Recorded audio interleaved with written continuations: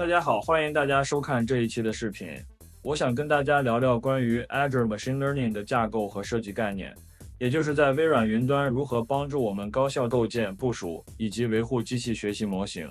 很多小伙伴刚接触这类服务的时候，可能觉得概念特别多，什么工作区、环境、数据集、实验、管线、部署端点等，看起来就像一张复杂的流程图。但其实只要理清逻辑，实践起来就会发现，它大大减轻了我们在模型开发和部署中的负担。今天我会用一种更口语化的方式，让大家在理解这些组件和流程的同时，也能想象如果自己上手会是一种怎样的体验。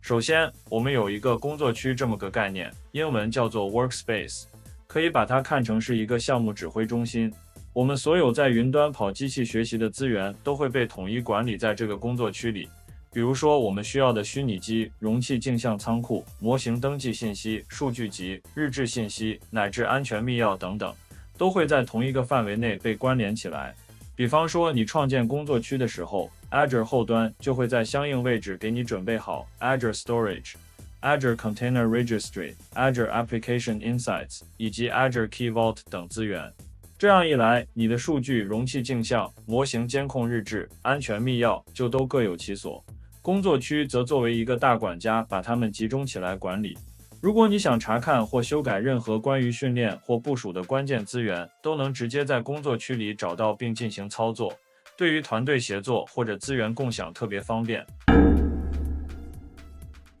接下来我们说说在云端跑代码这件事。做机器学习免不了要训练模型，有些项目需要用大量的数据和算力，有些项目只需要很轻量的环境来跑一跑测试。Azure Machine Learning 为我们提供了两种非常好用的托管计算形式，一种是 Compute Instance， 它其实就是一台预先装好了各种机器学习开发环境的云端虚拟机，非常适合个人做开发或小规模调试。在这个虚拟机里，你可以直接打开 Jupyter Notebook 写代码、跑脚本，一切都比较即开即用。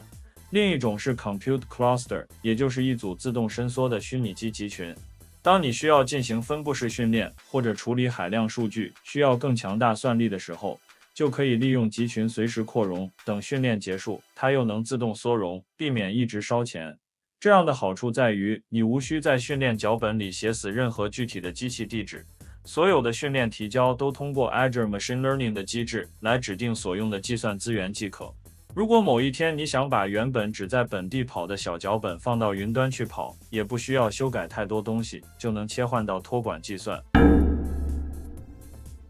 我们在管理数据方面也要讲究安全与方便。Azure Machine Learning 有所谓的 Dataset 和 Data Store， 这两者其实配合起来用效果最好。Dataset 让你在工作区里定义一个对外部数据源的引用，比如说你在某个存储账户里放了一堆图片，或是你在某个 SQL 数据库里存了一堆表。借助 Dataset， 你就能方便地对这些数据执行一些读取、处理操作，而不用每次都去记住它们的具体路径或连接字符串。而 Data Store 则起到一个安全的中介作用，把你的订阅 ID 和密钥信息都存在 Key Vault 中。这样一来，你的脚本里就不用到处硬编码敏感信息，既提升了安全性，也让后续的协作更加顺畅。至于 environment， 这个在机器学习项目里通常指运行环境，也就是说，当你的代码在云端训练或者推理的时候，需要用到什么 Python 包，需要什么样的依赖库，要不要装 CUDI 驱动之类的，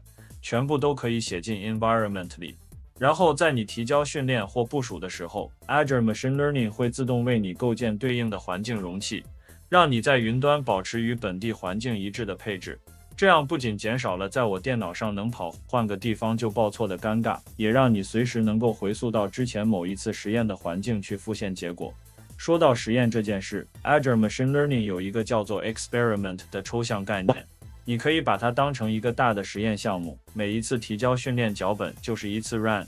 一次 experiment 里可以包含多次或者多组 run。 这样做有个好处，所有 run 记录都会被保存在同一个命名空间下，你想去回头比较某一次更改所导致的准确率提升多少。 run 本身会记录很多细节，包括运行开始时间、结束时间、程序日志、文件输出，甚至提交时整个项目目录的快照。这样我们就能追踪代码和环境版本，知道自己做了哪些改动，哪些参数调优，从而把机器学习调参和迭代的过程变得更有条理性。在这个训练流程中，很重要的一点是所谓的快照机制。每次 run 都会自动把你提交的那份代码目录压缩打包，然后解压到云端的计算资源里去跑。训练完成后，我们自然要拿到训练好的模型。Azure Machine Learning 有个 Model Registry 可以帮我们管理这些模型。只要你一注册模型，系统就会给它一个名字和版本号。如果你再次注册同名模型，那就会创建一个新的版本，相当于是一个版本控制的小仓库。如果模型训练好要对外提供服务， Azure Machine Learning 也能一键部署到云端。具体做法是，你先写一个 scoring 脚本，让它能够接收请求，运行模型推理并返回结果，然后再指定要用什么 environment， 也就是推理所需的 Python 包等依赖环境。Azure Machine Learning 会把模型、scoring 脚本、依赖环境都打包成一个 Docker 镜像，给你暴露一个 HTTP 的 Web Service 端点。这样你只需要把请求发到这个端点，就能得到实时的推理结果。如果你对这个话题感兴趣，记得关注点赞，让更多朋友看到。我们下次再见。